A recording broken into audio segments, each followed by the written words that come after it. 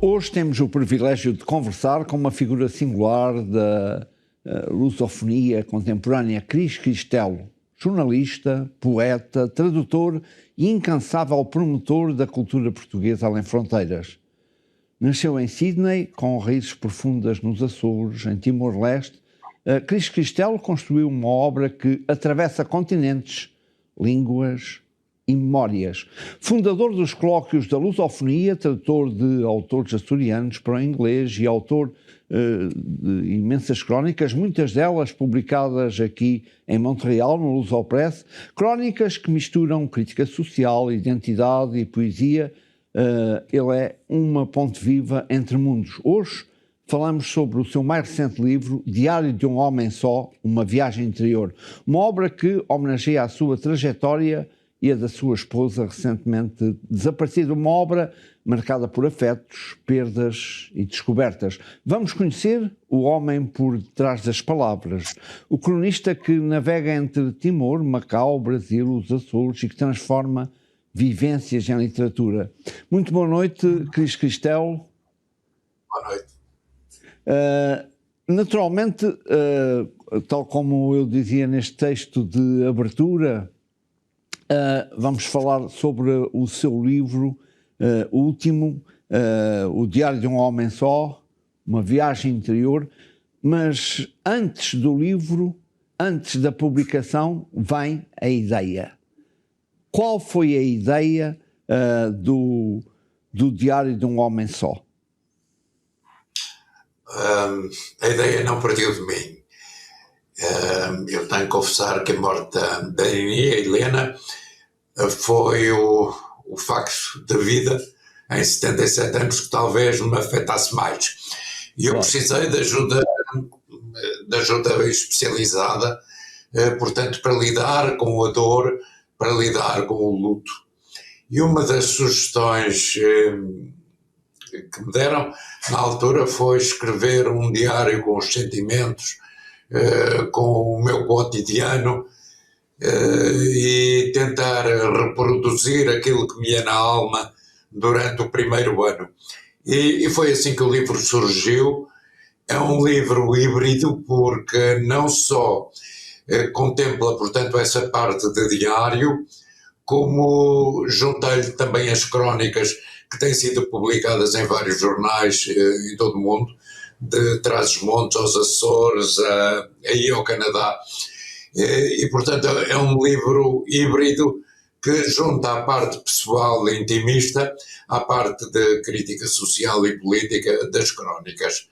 Portanto, a ideia surgiu dos psicólogos que me apoiaram e que me incentivaram, aliás, este ano a continuar com essa ideia como terapia, como catarse, portanto, desse desaparecimento da minha mulher, claro, que ainda hoje me afeta como se fosse no primeiro dia. Eu posso compreender, até porque vivi também já uma situação semelhante e, portanto, muitas vezes nós, neste tipo de situações, porque a morte faz parte da vida, infelizmente nos cruzamos em determinados momentos com a situação, mas o olharmos para dentro de nós mesmos muitas vezes enriquece a nossa maneira de ver o mundo e as coisas e fortalece-nos e serve-nos de tónico. Eu creio que no fundo é se calhar por trás de tudo isto, para lá da função de tratamento escrevendo, mas se calhar, pensando agora nos leitores, é um pouco isso que este livro nos deixa, não é verdade? Eu creio que sim.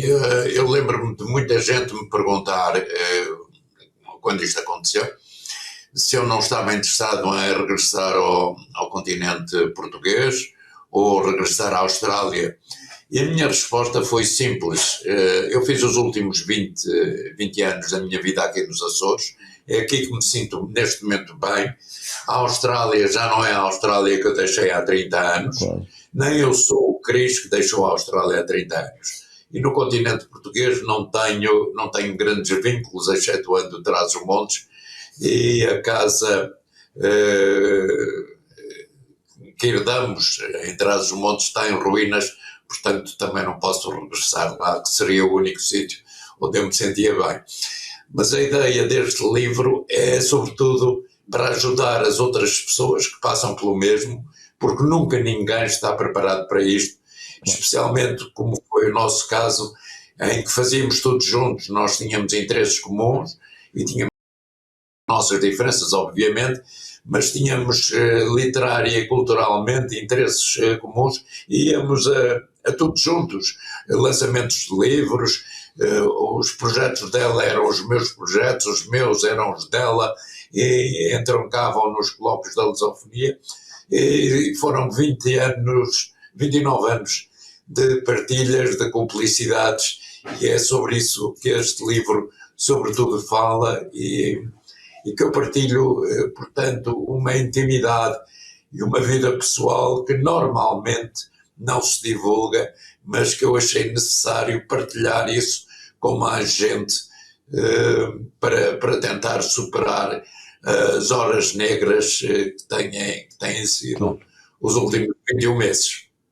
Eu compreendo perfeitamente e, aliás, eu creio que o facto de partilhar a sua própria experiência, para nós leitores, não é uma questão de voyeurismo, como se diz. Não. Todos nós, um dia, mais tarde, mais cedo, acabamos por viver situações semelhantes e o colhermos da experiência vivida, aprende-se a viver quando se sofre, aprende-se a viver e a dar valor às coisas quando elas nos faltam.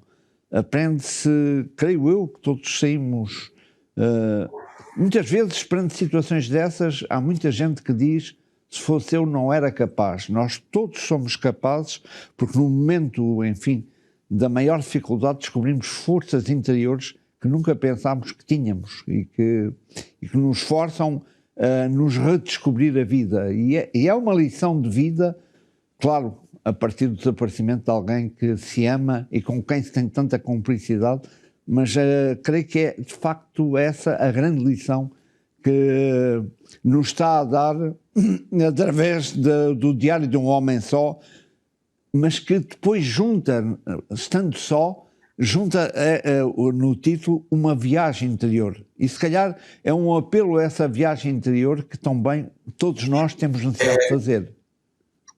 Porque eu não estava preparado para a morte dela, apesar dela sofrer de um efizema detectado em 2008 e ter deixado de fumar logo a seguir, em 2010, eu não estava preparado para essa falta. Primeiro porque sou mais velho, 6 anos. Segundo porque tive um problema cardíaco em 2015, felizmente muito ligeiro. Depois tenho diabetes tipo 2, tensão alta, colesterol, enfim, montanhas de coisas. E há 2 anos foi detectado um cancro na garganta, por isso a minha voz ainda hoje está afetada. E portanto, eu nunca esperaria que ela fosse antes de mim. E mal sabia eu que este ano em que estamos, em 2025, eu iria ser evacuado da Ilha das Flores em pleno colóquio da lusofonia, com 3 paragens cardiorrespiratórias, em que fui ressuscitado 3 vezes. A seguir a isso estive do lado lá com uma crise de potássio, logo a seguir uma infecção urinária e uma sepse. Portanto, as hipóteses de eu ir antes dela, conforme se provou este ano, eram bastante maiores do que ela ir antes de mim. Mas, enfim, é o que temos. E a dificuldade agora é sobreviver cada dia e criar uma razão para continuarmos aqui.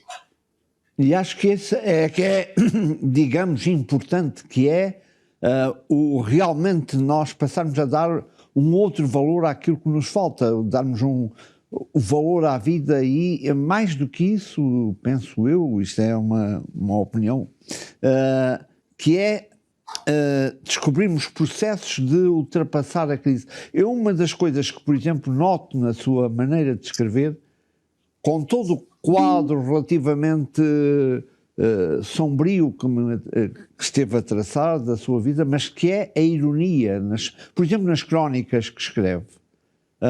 Essa ironia em relação ao dia a dia, ao que se passa, a forma como analisa as coisas, é um contraponto a alguma angústia que por vezes está a sentir no momento em que está a escrever, não é verdade? E tem-me acompanhado ao longo dos anos. Eu tenho uma forma um tanto quanto sarcástica ou satírica de ver aquilo que me rodeia há muitos anos e tento sempre levar para aí. Curiosamente, nem sempre as pessoas conseguem detectar na minha escrita isso. E há dias alguém me dizia: eu continuo a escrever como no tempo do Salazar, eu continuo a escrever nas entrelinhas para as pessoas inteligentes conseguirem decifrar a mensagem que está por detrás daquilo que está escrito. Em tom irónico, a Nini, a minha mulher, dizia-me sempre: quando eu morrer, toma conta da cadela, não a dês a ninguém, portanto, vais ficar responsável por ela. E como a cadela está aqui, eu não posso ainda morrer e tenho que continuar e tomar conta dela. É evidente, mas não apenas por isso, mas isso é um mandato que lhe foi confiado e que não tenho dúvida que vai continuar a acompanhar não só a cadela, como nos vai acompanhando a todos nós com os seus escritos. Gostava de lhe perguntar, os colóquios da lusofonia, eles vão continuar? Estão a continuar. O próximo será de 30 de março a 2 de abril, em Angra. Não temos ainda os anos seguintes, porque como houve as eleições agora, nenhuma Câmara se quis comprometer. Claro. Mas se houver forças físicas, e eu neste momento comecei a minha recuperação só em setembro, portanto eu passei grande parte do ano no hospital, com entradas e saídas, internamentos e tratamentos, e alguns deles complicados, porque não se sabia o desfecho. Mas enquanto eu tiver forças anímicas, eu creio que poderemos continuar com os colóquios. Eu tenho neste momento o apoio dos atuais vice-presidentes, o Francisco Madruga e a Anabela Freitas agora, e portanto eles têm-me estado a apoiar e creio que me vão continuar a apoiar para os próximos. Eu queria ver se durar até lá, se chegávamos aos 50 colóquios. Este vai ser o 41º, portanto vamos lá ver se eu consigo essa meta que nunca imaginei quando começamos em 2001.